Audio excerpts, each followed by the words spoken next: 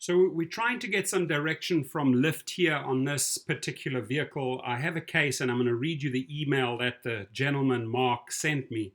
He went out and spent $30,000 on a 2016 Acura MDX, thinking that he could get this car into the Black, Lux, and XL categories, which they did at first, and then they decided to boot him out.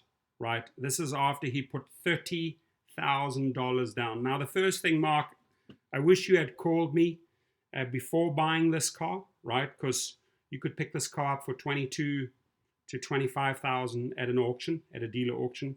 And then secondly, the one thing I want to advise anyone and everyone who's watching this video, don't just go out and put big bucks on the table gambling and thinking your car that you just bought will be put into certain categories. The way I do it is go to the hub, get it in writing, write a contract saying, hey, I want to join Uber and Lyft, or I want to switch cars. Here's a contract. I'm going to commit to this 2016 Acura vehicle, and I want it in these categories, and have them sign off on it, right? So get a commitment from them, from a manager at a hub, or something verbally that you can maybe record before you go and splash out this type of money. So here's his email to me, and then we're going to call him. Just out of the blue, I want to call this guy so we can get down to the bottom of this. Maybe put some pressure on Lyft so that they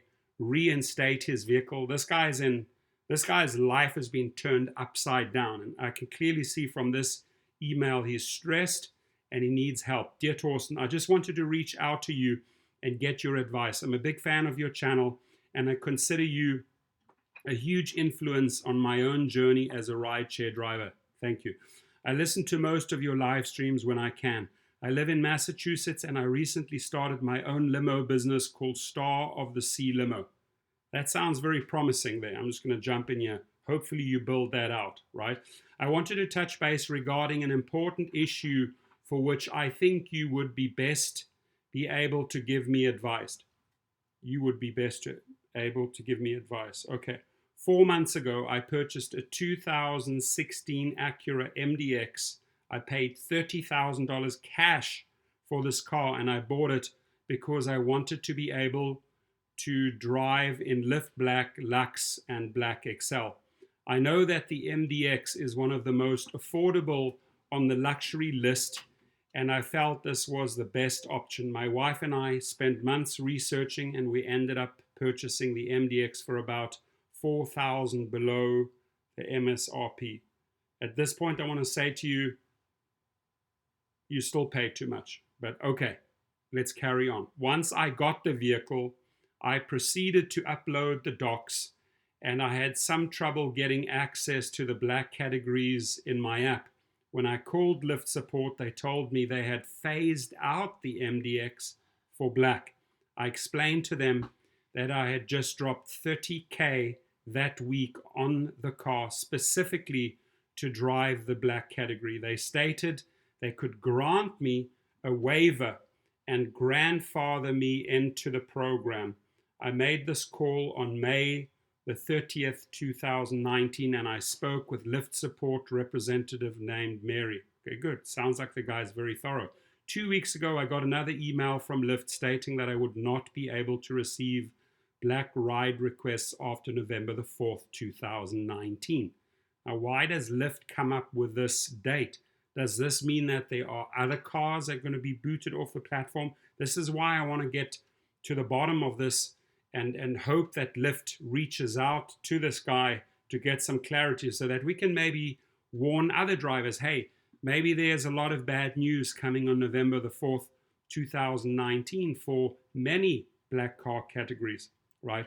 So I proceeded to go with my wife to the Lyft hub and discuss with them the second email. According to Tara, the manager at the Lyft hub in Boston, there is no way I can get any sort of exception to this change, and they can no longer grandfather me in.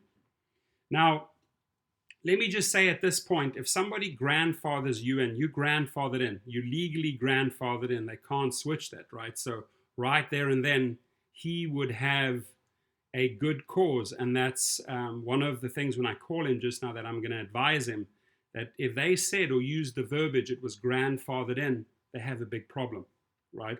Moreover, I no longer see the black queue or Lux queue in my driver app at the airport. At this point, I would also want to ask Mark, have you registered this vehicle on all the Uber Black platforms, right? Are you just relying on your limo service and Lyft, or are you actually also driving on Uber? This car has to be on Uber as well. I can't begin to explain to you how upset I am. I personally, after reading this, I can understand. A year ago, I was homeless with my wife and 3 children. We worked and fought to get back on our feet after we were illegally evicted by our old landlord. Okay, I don't have to go into that. But then we finally have our own small apartment. Having the option to drive Black has enabled me to pay for our home and provide for my family. I don't want to read out his private issues. I have total sympathy that he was in that type of situation, but we're looking for a solution here, folks, right? How do you get out of a situation like that, right?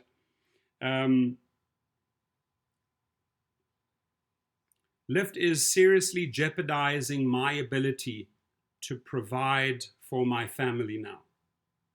I guess this is why I took this case on, right? Because as soon as you have kids and family involved, maybe in some way I can help out wherever I can. What do you think my options are? I was told specifically by a Lyft support staff that I could be grandfathered into the program. I assured over the summer that they would be able to still drive Black.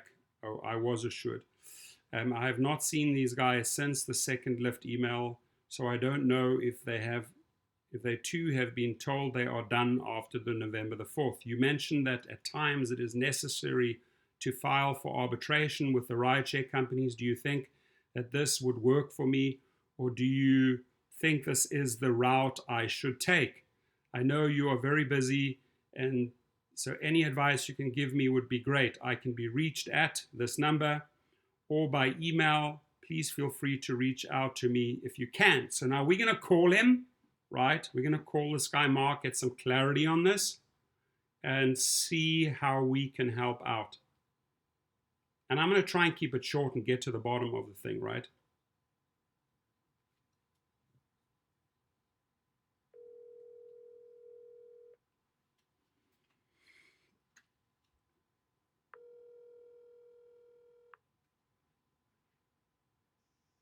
Hello.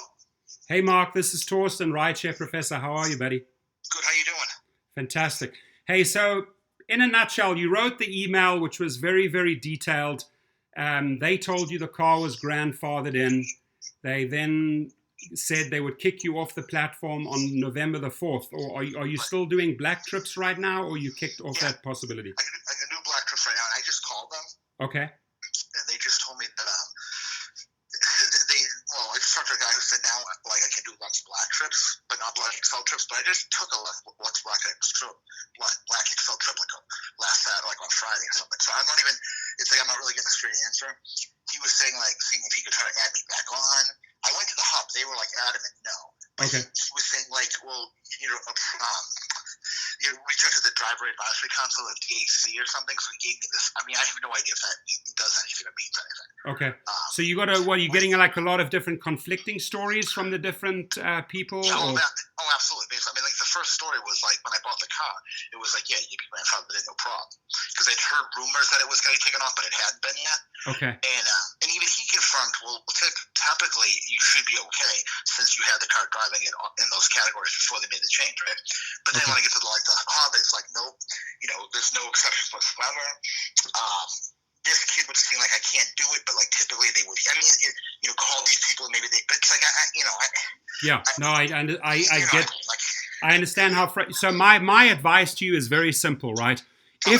If something changes on November the 4th, right, and for some reason there's one part of Lyft that is not communicating with the other part of Lyft and they cut you off, the first thing that you have to do is you have to download the forms it's called the American Arbitration Association, AAA.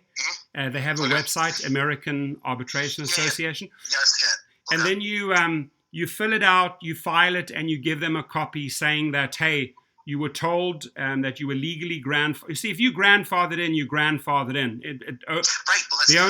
The only person that can break that is you, right? For if you were grandfathered in, if it's going for 10 years, they'd have to legally keep you on the platform for 10 years. So, in that way, you put a ton of pressure on them, and unless they're going to abolish that category completely, and every single car and every single black vehicle gets kicked off the platform because they get rid of black, which I don't think will happen.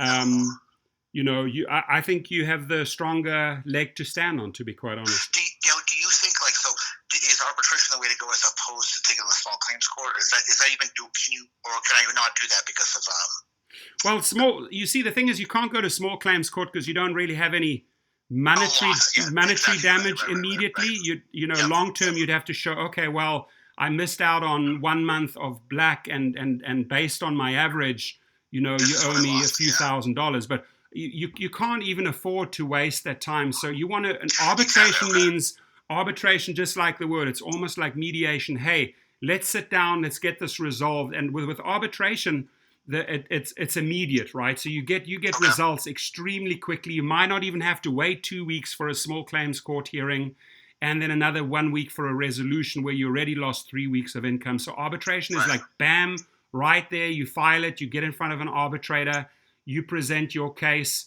and my guess is they would keep you on, but hopefully they don't abolish that entire category, that whole black category. I don't know why they would. I'm not the only driver. There's a couple other drivers in Boston that had told me they too were told they could be grandfathered in. This was a couple months ago. I haven't seen them actually, and unfortunately, they didn't give me their contact information. The woman, when I went to the hub, she's like, "Well, grandfathered you in for a month," and I mean, that's not how grandfathering works. Yeah. I mean, you get multiple messages, so I like what you're saying. Okay, cool. Okay. And I will throw my weight behind it with videos, so. Just to embarrass them a little bit more, because this is a big issue for them in the bigger picture. If people go out and commit $30,000, like you do, for this purpose, exactly. So it has to be clear talk. There can't be mixed messages. You know what I mean? Yep. Cool. Yeah, and there's no other black cars around here. That's the other thing when I told them. I said, you're losing business because all these people can't get Uber Black out here. There's no Uber Black out here. So I don't know why you'd want to get rid of me. It's not like there's 50 other cars. It's like where I live, I'm 45 minutes out of the city, affluent community. I'm the only guy. So, exactly. Cool. They make it losing money, so yeah. So I'll help you wherever I can, okay? Okay. All right, my friend. You have a great day. I appreciate it. No, I really appreciate it, man. Thank you so much. You're welcome, buddy. Bye-bye. Bye. Bye-bye.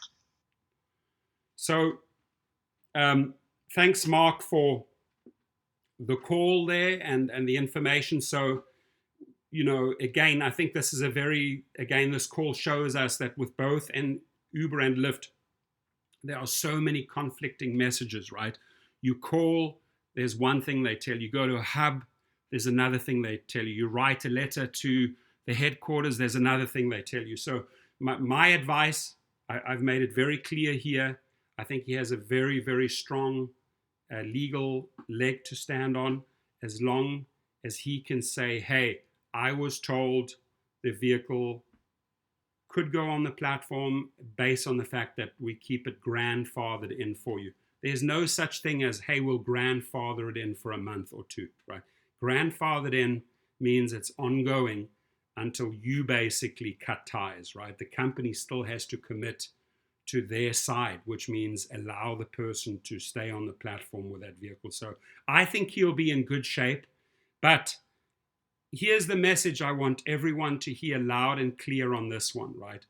Don't just go out and splash 20, 30, 40,000 on a vehicle unless you have visited the hub, unless you've maybe gotten it in writing and got clarity. Don't speculate, don't assume, and don't spend without the input and the knowledge that you deserve and that you should get before you commit to big, big payments like this, right? And who knows what's coming, I'm sure down the line some of these categories will drop out. I'm sure Uber and Lyft have arrangements with certain car manufacturers where they say, hey, we've put a lot of money into your company. We want to see these models on your platform. We don't want to see oppositional vehicles driving around on your platform. So maybe automotive companies are putting the pressure on Uber and Lyft. We don't know that. Again, that's just speculating, right? But,